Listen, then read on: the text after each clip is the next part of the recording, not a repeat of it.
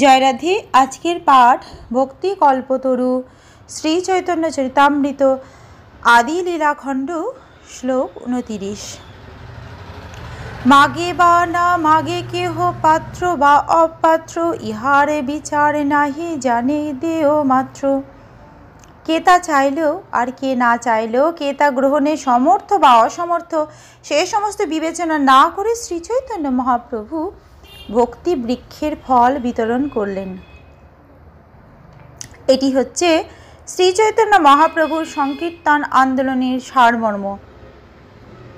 কে সংকীর্তন আন্দোলনে যোগদান করতে সক্ষম আর কে সক্ষম নয়, সেই রকম কোনো বিচার নেই। তাই কোনো রকম বিভেদ বা বৈষম্যের বিচার না করে এই আন্দোলন প্রচার করা উচিত। সংকীর্তন আন্দোলনের প্রচারকদের একমাত্র উদ্দেশ্য হচ্ছে কোনো রকম ভেদাভেদের অপেক্ষা না করে প্রচার করে যাওয়া। এভাবেই শ্রী চৈতন্য মহাপ্রভু এই জগতে সংকীর্তন আন্দোলনের প্রবর্তন করেছেন। অঞ্জলি অঞ্জলি ভরি ফেলে চতুর্দিশে, দরিদ্র কুড়াইয়া খাই মালাকারও হাসে। মালাকার কহে শুনো বৃক্ষ পরিবার, মূল শাখা উপশাখা যত এক প্রকার। অপ্রাকৃত মালাকার শ্রী চৈতন্য মহাপ্রভু অঞ্জলি ভরে চতুর্দিকে সেই ফল বিতরণ করলেন। আর দরিদ্র ক্ষুধার্তরা যখন সেই ফল খেলেন তখন তা দেখে অত্যন্ত আনন্দিত হয়ে মালাকার হাসলেন। ভক্তি বৃক্ষের শাখা উপশাখাদের সম্বোধন করে মালাকার বললেন, অলৌকিক বৃক্ষ করে সর্বেন্দ্রিয় কর্ম, স্থাবর হইয়া ধরে জঙ্গমেরও ধর্ম। এ বৃক্ষের অঙ্গ হয় সব সচেতন, বাড়িয়া ব্যাপিল সবে সকল ভুবন।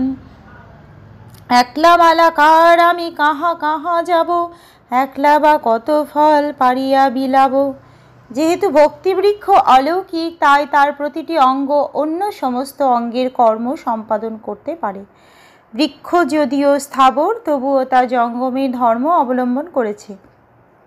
জড়জগতে দেখা যায় যে বৃক্ষ এক জায়গায় দাঁড়িয়ে থাকে, কিন্তু চিৎ জগতে বৃক্ষ এক জায়গা থেকে আর এক জায়গায় যেতে পারে। তাই চিৎ জগতের সব কিছুকে বলা হয় অলৌকিক বা অপ্রাকৃত। এই বৃক্ষের আর একটি বৈশিষ্ট্য হচ্ছে যে তা সর্বভাবে ক্রিয়া করতে পারে। জড়জগতে বৃক্ষের মূল মাটির নিচে প্রবিষ্ট হয়ে খাদ্য সংগ্রহ করে, কিন্তু চিৎ জগতের বৃক্ষের উপর অংশের ডালপালা, ফুল ও পাতা মূলেরই মতো ক্রিয়া করতে পারে। এই বৃক্ষের সমস্ত অঙ্গ চিন্ময় সত্তা বিশিষ্ট এবং সেগুলি বর্ধিত হয়ে সমস্ত জগৎ জুড়ে বিস্তৃত হলো। আমি হচ্ছি একমাত্র মালাকার। একা একা আমি কত জায়গায় যেতে পারি, কত ফলই বা পেড়ে বিলাতে পারি। একলা উঠাইয়া দিতে হয় পরিশ্রম, কেহ পায় কেহ না পায় রহে মনে ভ্রম। অতএব আমি আজ্ঞা দিলু সবাকারে, যাহা তাহা প্রেম ফল দেহ যারে তারে।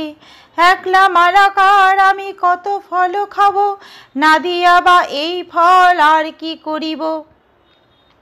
একা একা সেই ফলগুলি পেড়ে বিতরণ করা অত্যন্ত শ্রম সাপেক্ষ কাজ। তার ফলে কেউ সেগুলি পায়, কেউ সেগুলি পায় না বলে আমার মনে হয়। তাই কৃষ্ণ ভাবনার অমৃত গ্রহণ করে সর্বত্র তা বিতরণ করার জন্য আমি এই পৃথিবীর প্রতিটি মানুষকে আদেশ দিলাম। আমি একলা মালাকার, এই ফল যদি আমি বিতরণ না করি তাহলে আমি সেগুলি নিয়ে কি করব? আমি একলা কত ফল খাবো? আত্ম ইচ্ছা মৃতে বৃক্ষ সিঞ্চে নিরন্তর, তাহাতে অসংখ্য ফল বৃক্ষের উপর। পরমেশ্বর ভগবান তার চিন্ময় ইচ্ছার প্রভাবে সেই বৃক্ষে জল সিঞ্চন করেন এবং তার ফলে তাতে অসংখ্য প্রেম ফল ফলে। অতএব সব ফল দেহ যারে তারে, খাইয়া হোক লোক অজড় আমরে। এই কৃষ্ণ ভাবনামৃত আন্দোলন সমস্ত পৃথিবী জুড়ে বিতরণ করো। যাকে তাকে এই ফল দান করো, যাতে তারা বার্ধক্য ও মৃত্যুর কবল থেকে মুক্ত হয়ে অমরত্ব লাভ করতে পারে।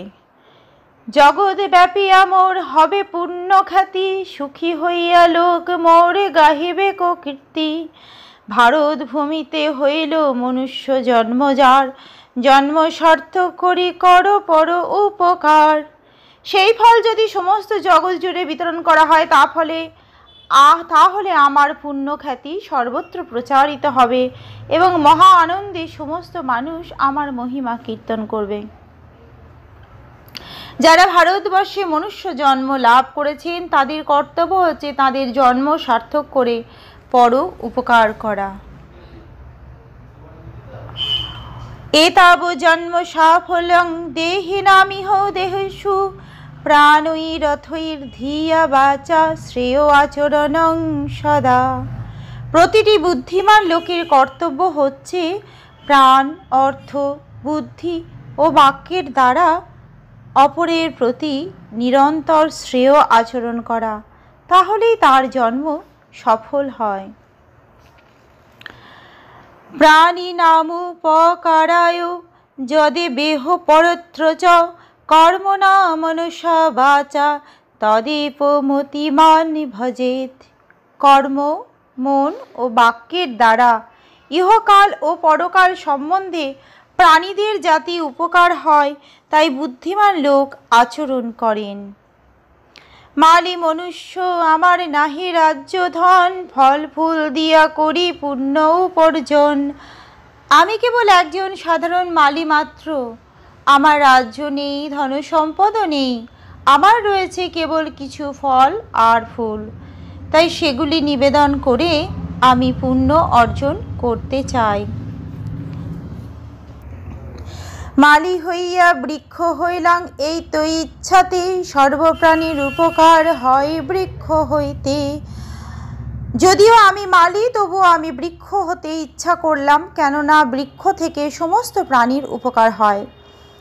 অহ এষাং বরং জন্ম সর্বপ্রাণ উপজীবিনাম, সুজন সেব্য যেষাং বৈ বিমুখা জান্তি নার্থিন। দেখো কিভাবে এই বৃক্ষসমূহ প্রতিটি জীবের পালন পোষণ করছে, তাদের জন্ম সফল, তাদের আচরণ ঠিক একজন মহাপুরুষের মতো, কেননা বৃক্ষের কাছে কোনো কিছু প্রার্থনা করে কেউ নিরাশ হয়ে ফিরে যায় না। এই আজ্ঞা কইল যদি চৈতন্য মালাকার, পরম আনন্দ পাইল বৃক্ষ পরিবার। যেই যাহা তাহা দান করে প্রেম ফল, ফল সাদে মত্ত লোক হইল সকল। মহামাদক প্রেম ফল পেট ভরি খাই, মাতিল সকল লোক হাসে নাচে গাই। শ্রীচৈতন্য মহাপ্রভুর কাছ থেকে এই আজ্ঞা পেয়ে বৃক্ষের বংশধরেরা পরম আনন্দিত হলেন। ভগবত প্রেমের ফল এতই সুস্বাদু যে ভগবত ভক্তেরা যেখানেই এবং যার কাছেই তা বিতরণ করেন সেই ফল আস্বাদন করে মানুষ তৎক্ষণাৎ মত্ত হয়। শ্রীচৈতন্য মহাপ্রভু প্রদত্ত প্রেম ফল এমনই এক মহামাদক যে কেউ যখন পেট ভরে তা খায় তৎক্ষণাৎ তার প্রভাবে সে মাতাল হয়ে যায় এবং সে আপনা থেকে কীর্তন করে, নৃত্য করে এবং গান করে। কেহ গড়াগড়ি যায়, কেহ তা হুঙ্কার দেখি আনন্দিত হইয়া হাসে মালাকার।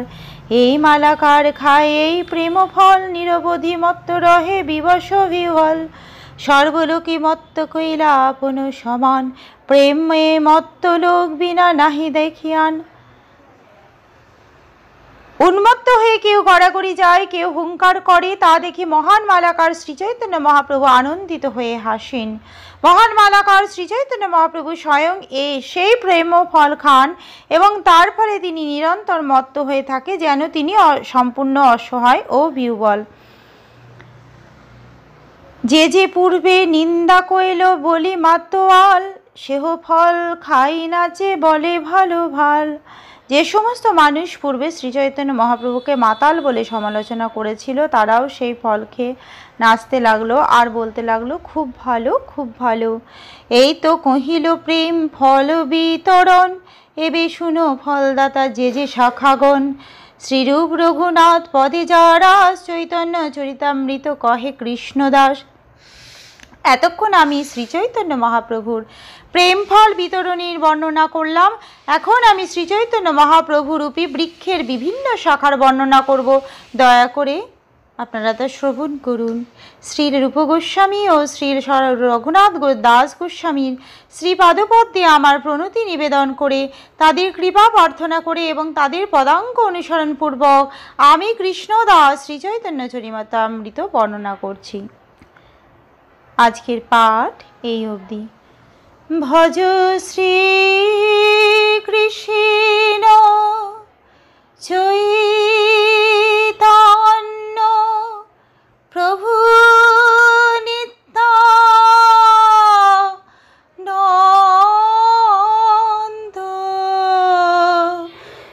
শ্রী অদ্বৈত গদাধর শ্রীবাসাদি গৌর ভক্ত বৃন্দ।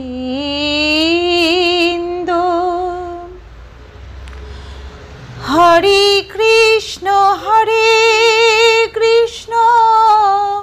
কৃষ্ণ কৃষ্ণ হরে হরে, হরে রাম